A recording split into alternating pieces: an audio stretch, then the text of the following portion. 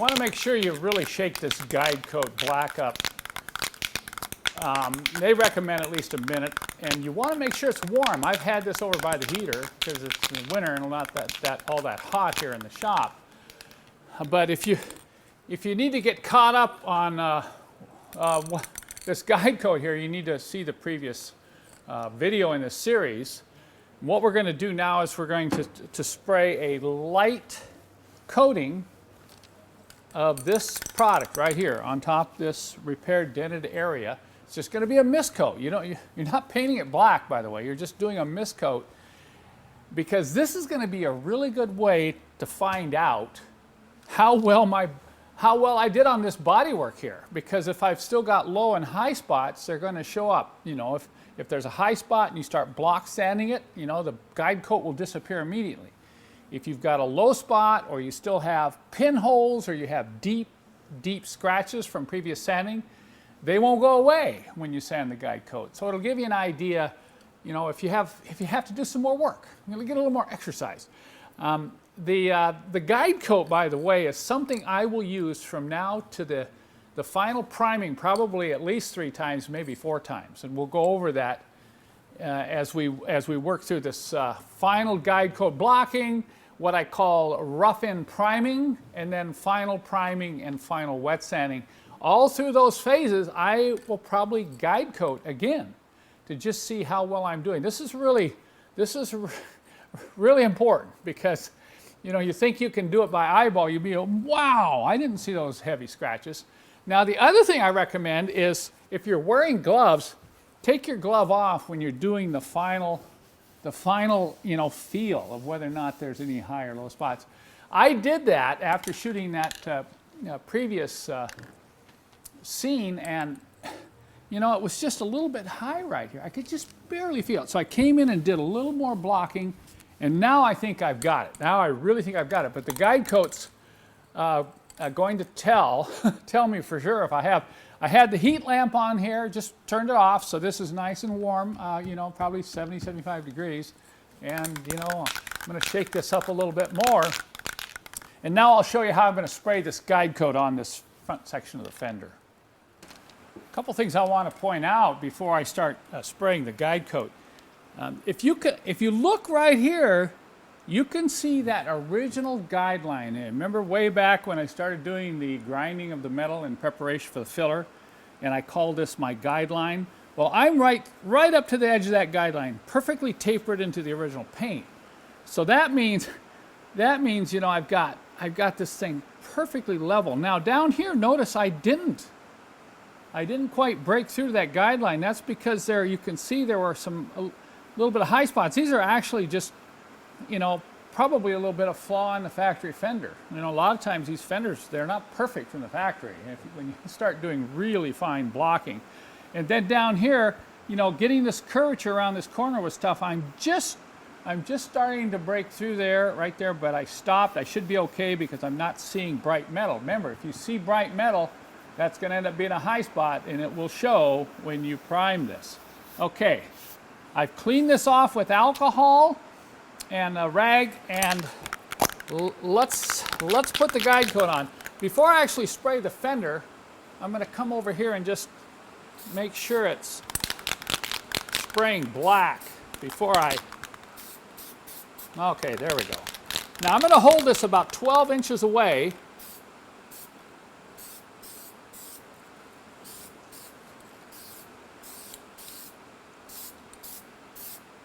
Notice I'm just getting a coat on there. I'm not trying to cover it completely. So there you have it. That's all you need with a guide coat. Now I'm going to bring the heat lamp back in here, turn this on, and in about 5 minutes I'll be able to start block sanding this again. When you block a guide coat, you want a fairly hard surface. You don't want a soft, spongy type of block, or it can follow the high and low spots. For these multiple compound curved areas like this, this is a hard rubber block, say, but it does have a little bit of curve to it. So I can get a little bit of curve when I'm doing my blocking. I'll start out, and I'm not going to push real hard. I'm just going to lightly run over this at 45-degree opposite cuts here, just to see if something starts to show up as a problem. If you push too hard and sand too fast, you may miss the mistake. You follow me so far? So I'm going to just start right up in here, and I'm just going to lightly sand it. Now you can see, this is, by the way, this is 220 grit. This is what I use on my initial blocking when after I prime it, of course, and I guide coat it again and I block out the primer coat, I will be stepping up to 320 grit. So I'm gradually getting finer and finer as I go through this process. Okay, back to blocking. Notice how I'm just rolling this.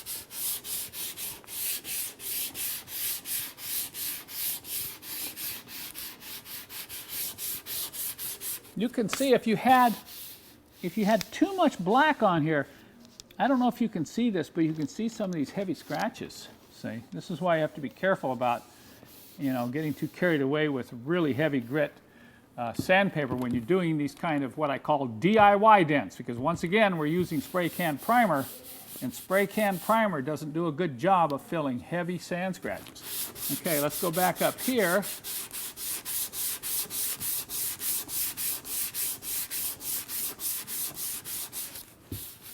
Okay, see, you can see the scratches. You can see a little bit there. Looks like there's a little bit of a low spot there and there. So, by the way, when you're cleaning this out, you can use a wire brush or a stiff brass brush to just keep your sandpaper clean. Let's see if I can come up here and block this a little bit. And once again, I'm going to change directions because I'm not going to just...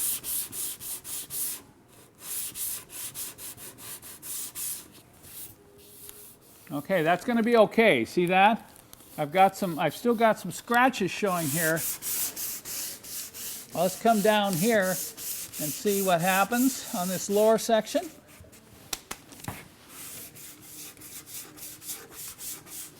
And this is where it gets a little tricky, trying to roll around this corner.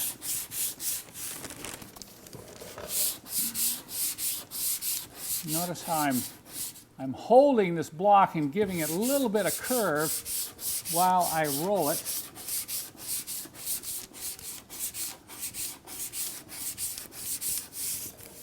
Okay, now there's a good example.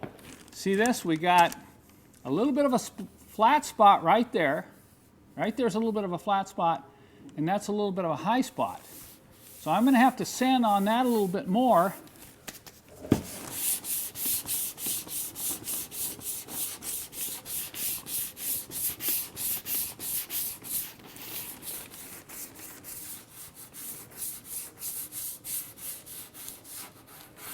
See, it's looking pretty good out in here. Yeah. Other than your scratches, I'm okay there. This is looking good right there. Okay. Now let's go up.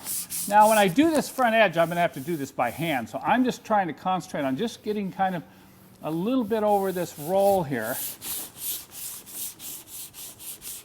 You see how patient you have to be? I got a kick out of some comment. He says, well, now we know why you call this body work and not body fun. I thought that was great. Okay, so I'm still working this flat spot a little bit, so I'm going to come at it kind of from this direction.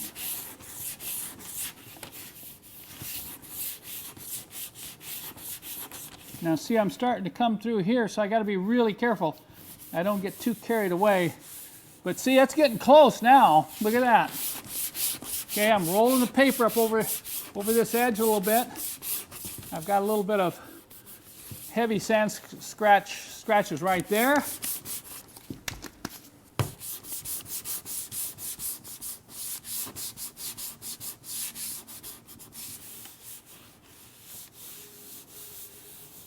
Now you notice I'm not wearing my face mask when I'm doing this,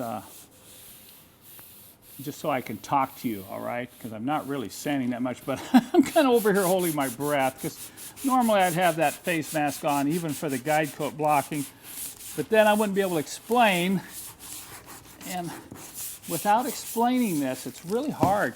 You can see why I've said numerous times in this series that this is really not a beginner dent to start with. This is a tough one. This is a really tough one because I have multiple compound curves and I have multiple thicknesses.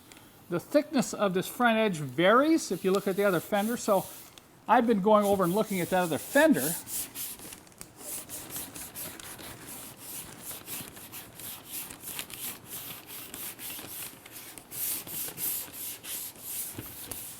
Okay, I'm pretty happy that I don't need to do any more filling. Hooray! I am going to do a little bit more sanding, see if I can get a few more of these scratches out, not too much, and do a little bit more down in here. And then we'll come back and talk about the primer that we're going to use to coat this damaged, repaired area. Well, I'm back. You know, after I turned the camera off, I got down here and I noticed there was a little bit of black in there. And sure enough, there's a very minor low spot. So I thought, oh, I could just leave it, forget it. But I think this will illustrate. Now, you know, I'm going for perfection here. It's probably good enough in most cases. But I'm going to show you, because what was happening was I was over on this side and I couldn't really see because I was staying out of the way of the camera, and I was sanding like this. You follow me? And the low spot happens to be right in there. So I was sanding through the low spot. So that's a really good example of how you have to be careful. Just because you remove all the black guide coat doesn't mean your bodywork is perfect if you don't do the crosshatch sanding. So what I'm going to do now, I brought the camera in a little bit close here. I'm going to, hopefully you can see, I'm going to block this way and see if I can show you where that low spot shows up. And you know, here's that wire brush that I keep with my sanding blocks, you know, and you can clean that sanding dust out. Okay, here we go. Let's start right up in here.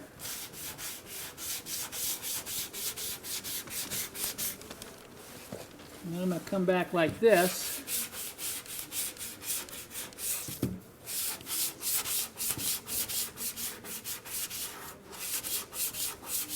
And notice I'm being a little more careful to roll the paper.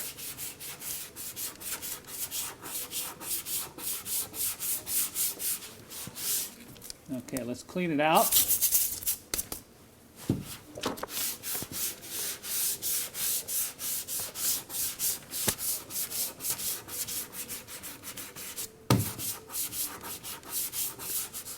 Okay, now you're starting to see it. You see it's breaking through here, and it's starting to break through up here. So the low spot is right in this area. I'll keep working it, clean that paper out again.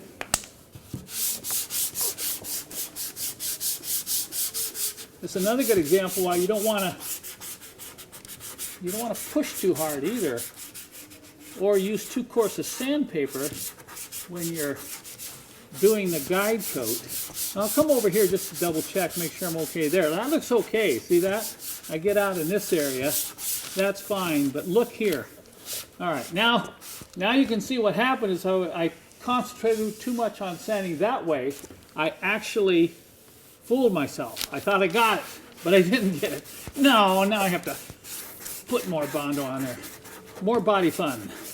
Okay, once again, I'm going to keep changing direction, but I'm rolling. Notice I'm rolling the sanding block so that I don't over sand that area.